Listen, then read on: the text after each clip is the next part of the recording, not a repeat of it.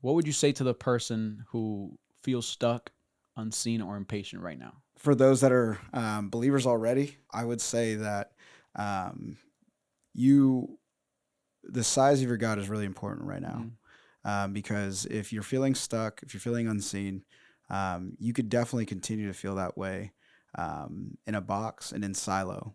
But if you were to present those needs to the Lord and you were to read scripture and really ask the Lord to replace some names, because I think that's what's happening, is that there's probably some names of insecurity, some names of areas that you haven't just worked out yet. And it's not that we should I don't think we should avoid those names. I think God is this whole time is trying to replace those names with Scripture and with mm, truth. And so, if you're feeling stuck, if you're feeling unseen, you're absolutely seen before the Lord.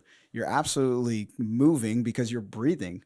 And so, if you're breathing, there's still purpose in it. There's mm, still purpose. And so, I think there is you're facing a decision of either sitting in this, in which I understand there's definitely moments and seasons where.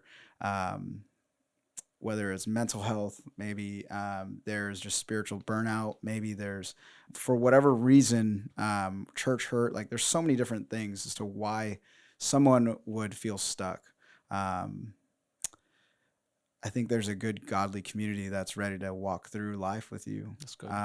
And if you don't have that, find a local church that Bible believing. You have two guys that definitely know some local churches, and so Yeah. tap into them.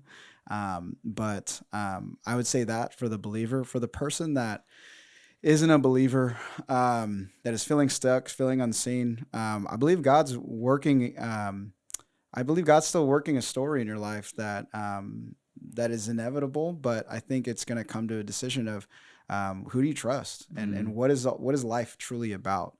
I think if we were to really sit down over coffee and like think about what it is that you're feeling stuck in, I would probably say it's probably purpose or calling. If feeling unseen, it's probably having to do with community.